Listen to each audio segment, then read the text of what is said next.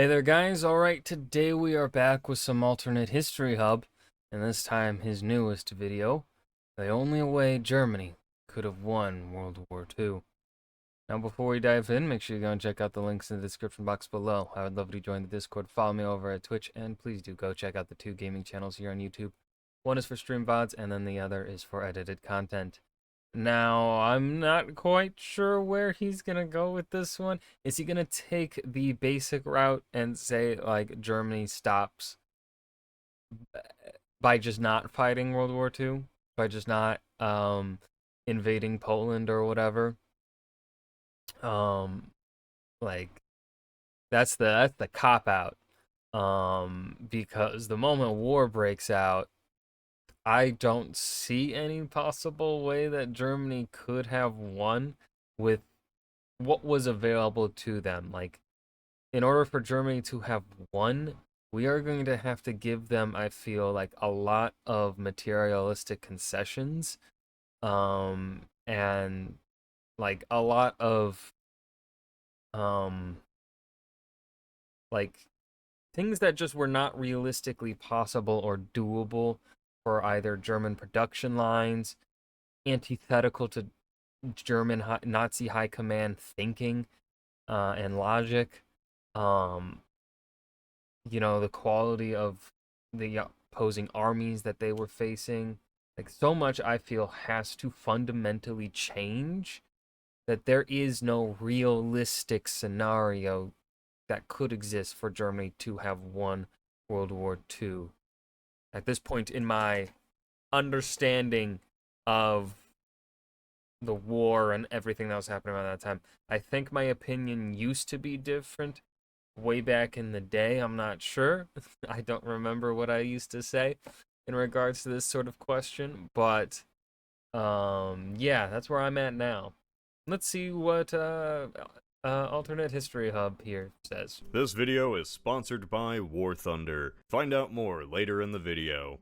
We've heard it a million times before.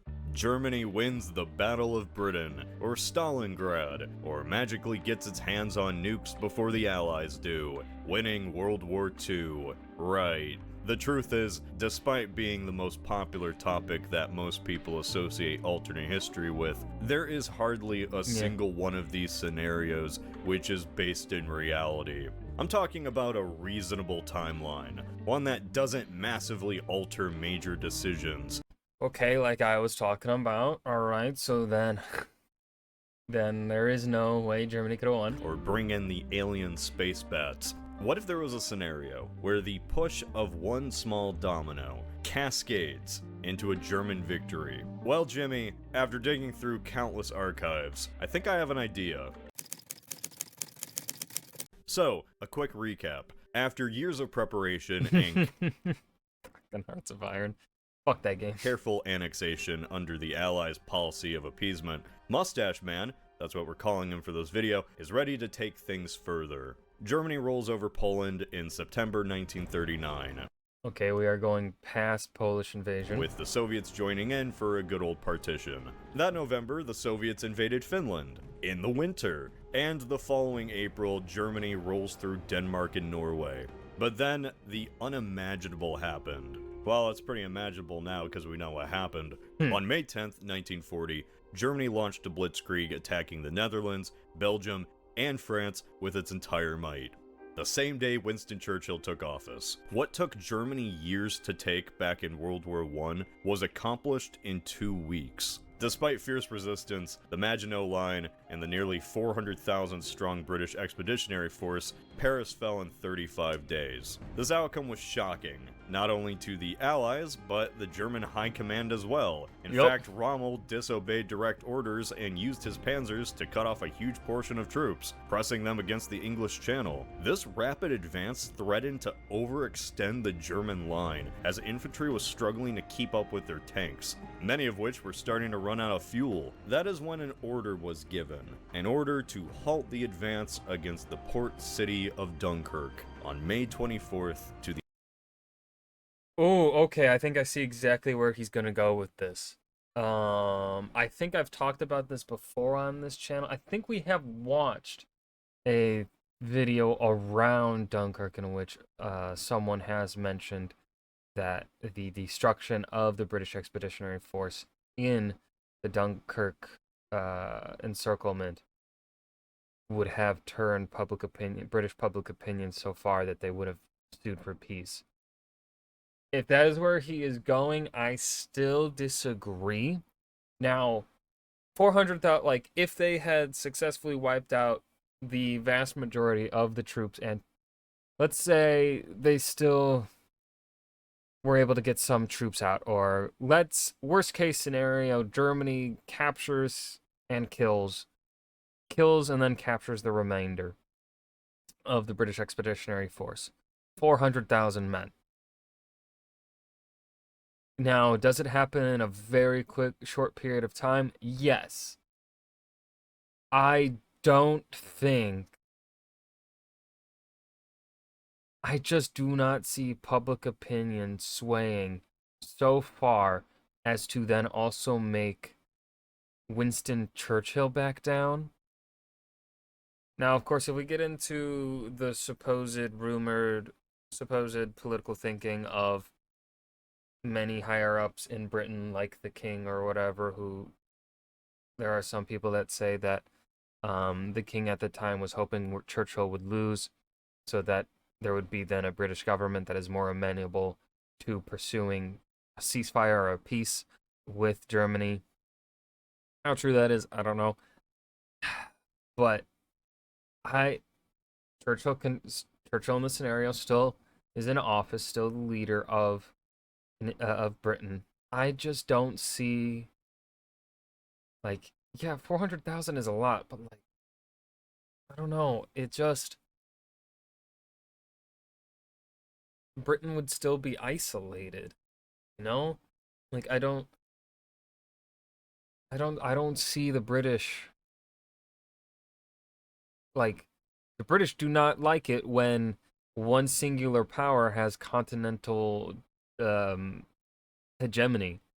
They they they came in when France was doing it in the early 1800s. They went in to stop Napoleon.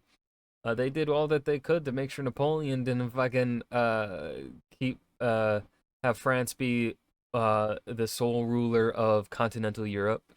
I don't think Britain would back down in the 40s here, um, even after a devastating loss like Dunkirk, if Germany had, captured and killed all those troops. The astonishment of the ground generals who wanted to press their advantage. I think you can see where I'm going with this. Nearly 500,000 Allied personnel were trapped in this tight pocket, awaiting evacuation, and Mustache Man decided to bomb them like fish in a barrel, using the Luftwaffe, which had complete air superiority, fearing an Allied counterattack.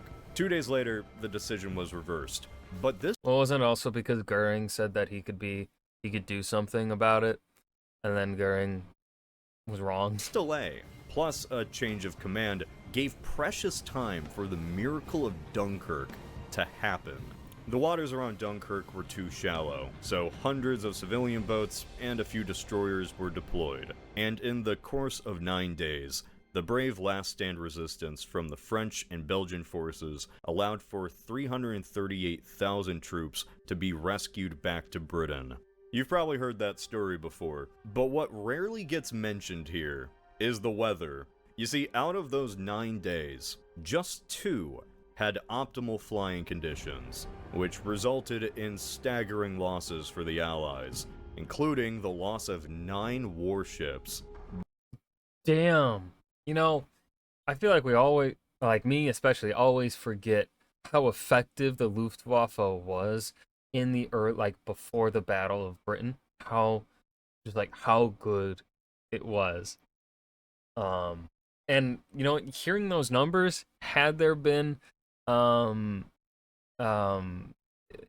proper good weather for the Luftwaffe, maybe Goering's proclamation or whatever that he made to Hitler, maybe he could have been correct. Maybe he could have done what he was saying he could have done, he wanted to do or whatever. But what do I mean by bad weather conditions? Well, Jimmy, I could tell you, or I could let you experience that for yourself thanks to the sponsor of today's Dunkirk disaster. Right.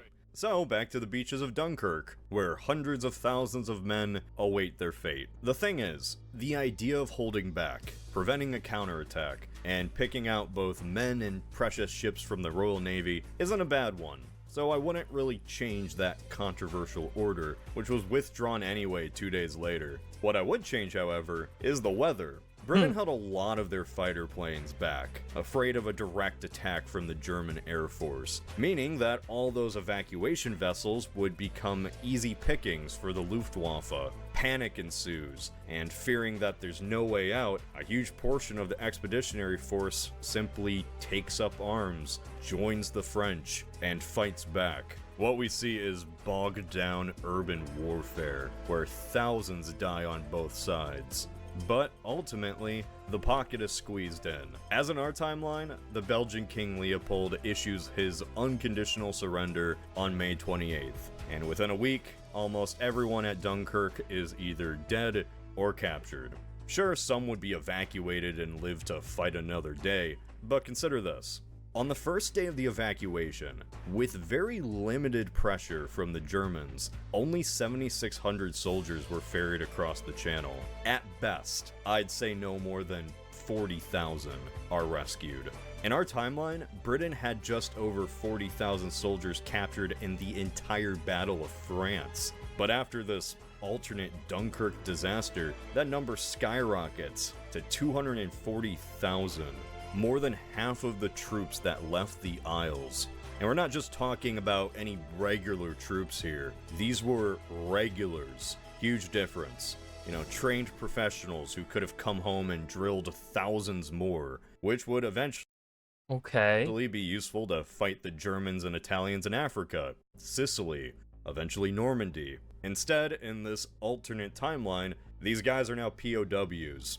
A massive stain on Churchill's record. Additionally, with clear skies, even more British warships would find their way to the bottom of the channel. Not enough to make Operation Sea Lion a reality or anything, but enough to add to the horror the British public was already experiencing. By the end of June, France signs its unconditional surrender. This means that the lowlands join Denmark and Norway in its occupation. France is replaced with Vichy France. Poland is partitioned. Central Europe is under Mustache Man's thumb. Spain is ruled by Franco, Italy by Mussolini, and the Swiss are just chillin'. Britain stands alone. And a furious and embarrassed Winston Churchill, who wishes he could say "I told you so," hears the deafening cries of fathers, mothers, and brothers who scream, "Bring our boys home."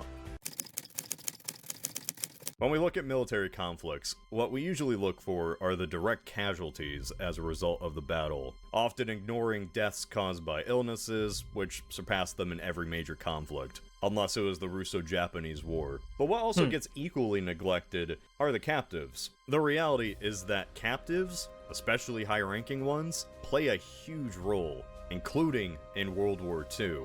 Deaths can be martyred, but knowing a huge portion of men are still overseas, awaiting an uncertain... Okay, I see where he's going with his argument. I'm gonna hear him out. I don't think he's entirely wrong. Fate, that can cause a lot of political pressure. In our timeline, an equally isolated Britain had only one reason to continue the fight: survival. But what if there was an alternative? What if peace could be made, and also allow for 250,000 Britons to come back home? The miracle of Dunkirk was a huge morale booster, but here, it breaks the slim majority in the British war cabinet. In late May, as France was going down, it spent 2 days in session, during which Lord Halifax made a proposal to, quote, explore German terms of peace.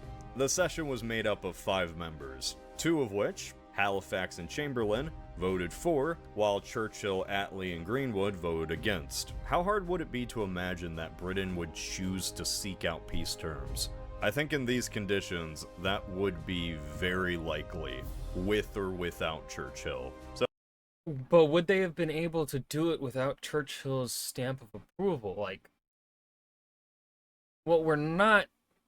What he has at least not yet spoken about is Churchill's very, very stubborn personality, or at least that's always been my interpretation of Churchill, is he is a very, very stubborn man, especially in the 1940s.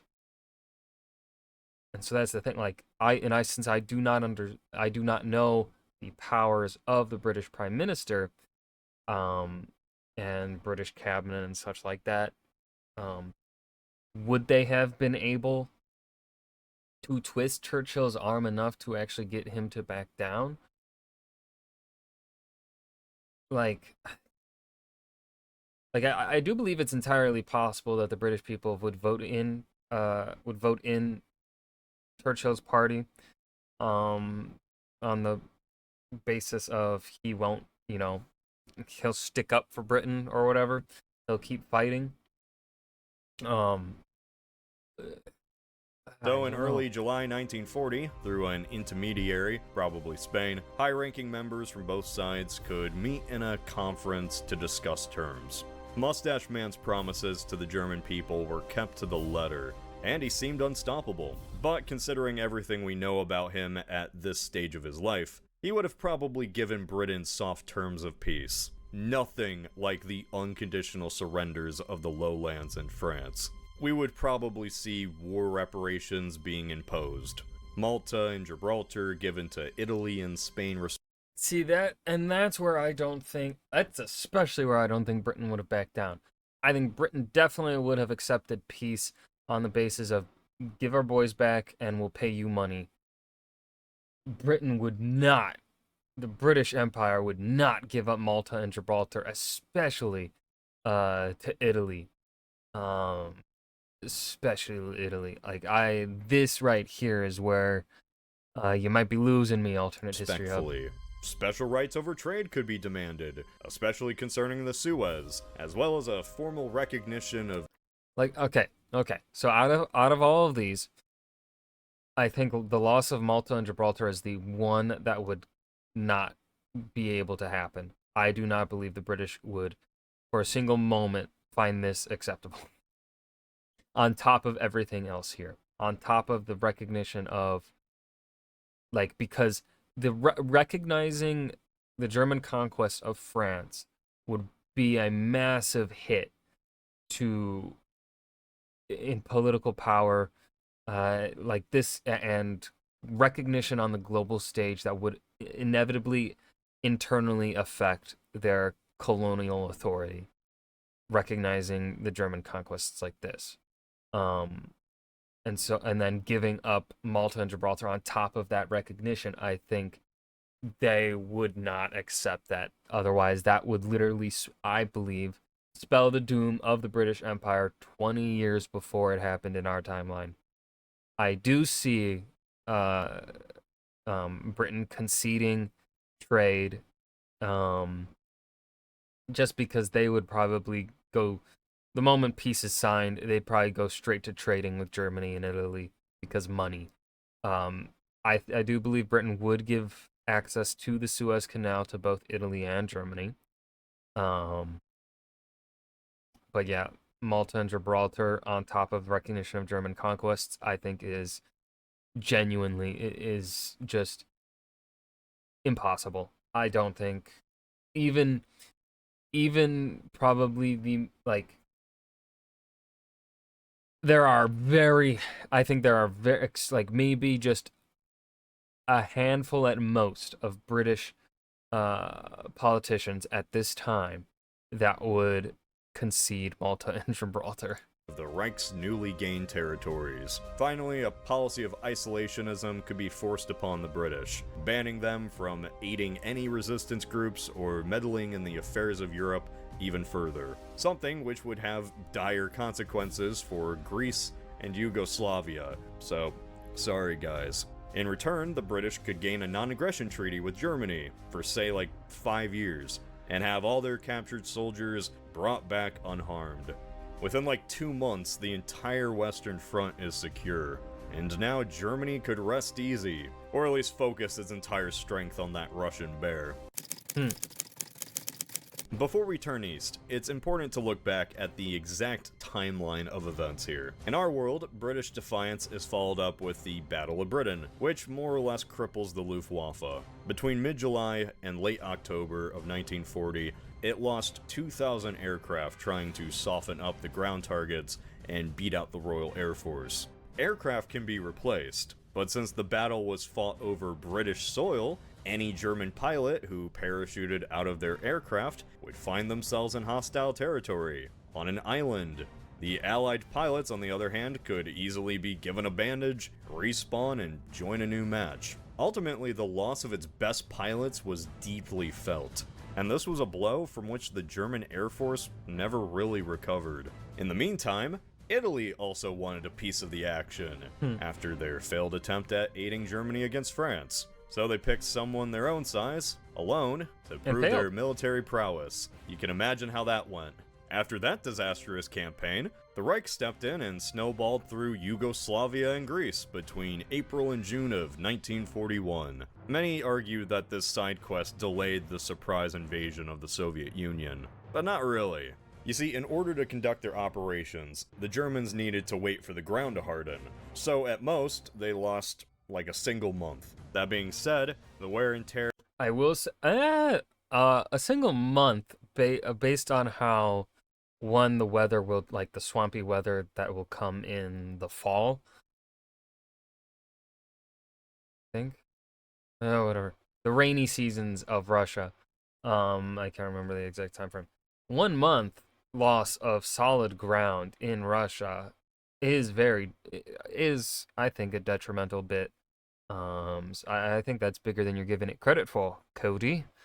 I think Germany could have pushed pretty far with that extra month, if they had been given it, because that's an extra month of not getting bogged down in mud and rain. On their vehicles and aircraft, the fatigue of their soldiers and the expenditure of resources did take a toll on the army. Finally, when Germany did invade the Soviets in late June, not during the winter like many believe, it was a massive success. Within 1 month, Brest-Litovsk, Minsk, Riga, Lviv, and Smolensk fell.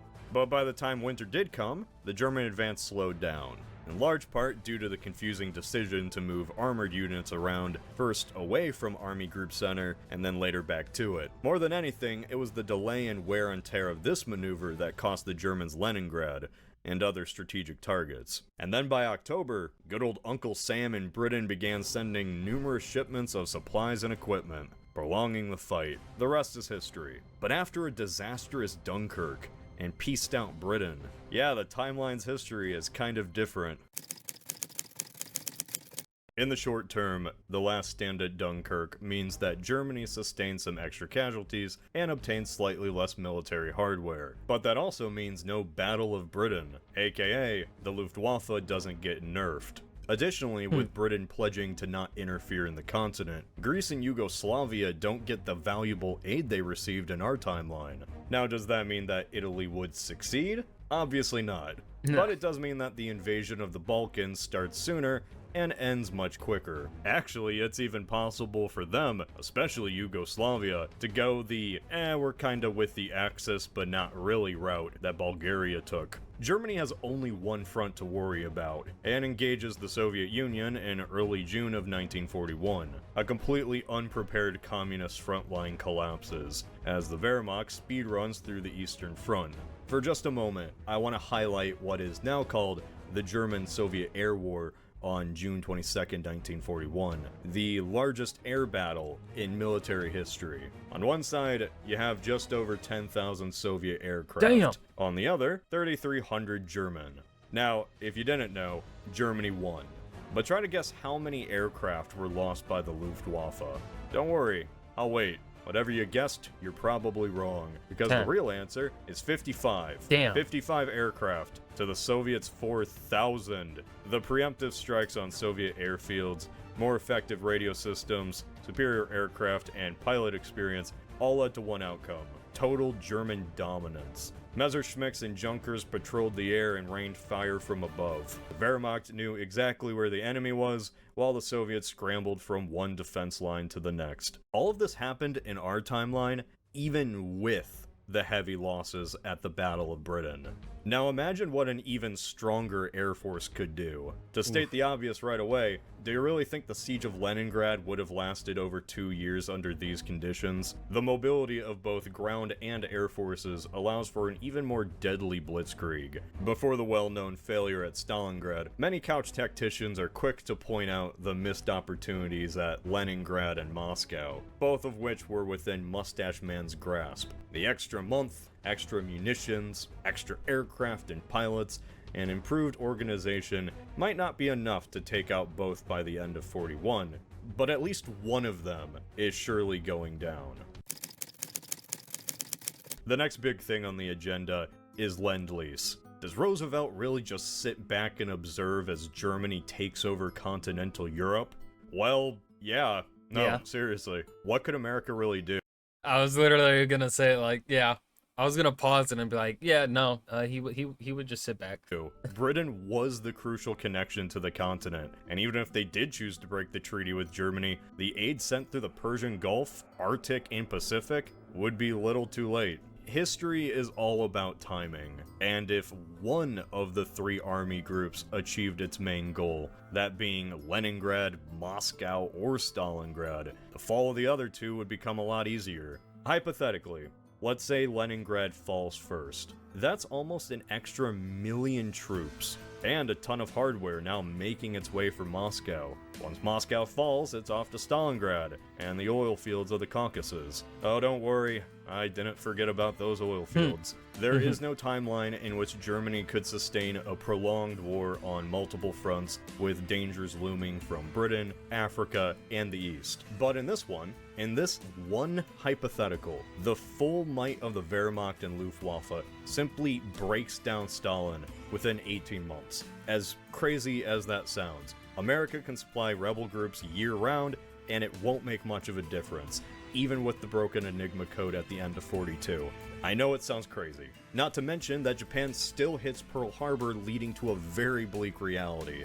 By mid-1943, the Axis powers dominate the Old World, and in their triumph, take a year of respite to lick their wounds, which, despite these successes, are going to be severe. Puppet states need to be propped up, resources are exploited, manpower forcefully conscripted, and Germany takes on a new super project. One not simply aimed at restoring its manpower, tanks, and aircraft to full capacity. Oh no, we're talking about building a Kriegsmarine worthy of taking on the Royal Navy. Goliath battleships that would make the Bismarck seem like a ferry boat, and an armada of U-boats. This would be a Germany that's in at least a better position. Not the perfect position, but a better one.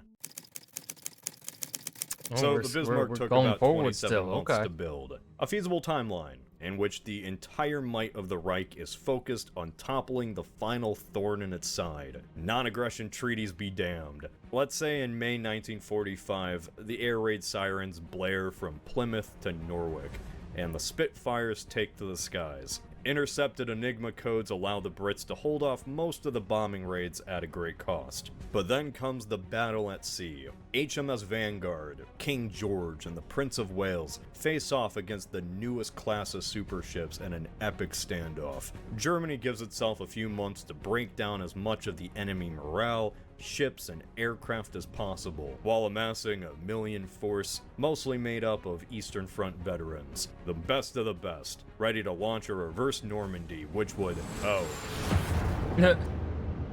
6th of August, 1945. An unsuspecting Berlin is obliterated by Little Boy. A few days later, Oh, that's how we're twisting it. Oh, is he gonna twist it and say that Hitler still loses? Hamburg, the most important coastal city and major shipyard for the Kriegsmarine, follows suit. The American giant is awake, and while Turing was decrypting Enigma codes in Bletchley Park, Oppenheimer was ushering in the atomic age in Los Alamos. The nuking of Germany was the original goal of the Manhattan Project. Yep. It was only sidelined after the rapid success of Stalingrad and Normandy. In our timeline, the atomic bombings were little more than a cherry on top. However, here, in a timeline where Germany actually succeeds, the nukes are a game changer. An Allied D-Day type campaign would be impossible with a pacified Russia. The atomic bombs would basically be an ace in the hole designed to solve a problem exactly such as this. And that's a hand that could only be played twice, at least in the short term. Germany was always the main target here. What happens next? How does Germany react? Does the bombing take out Mustache Man? Do the bombings prompt large-scale rebellions in Europe?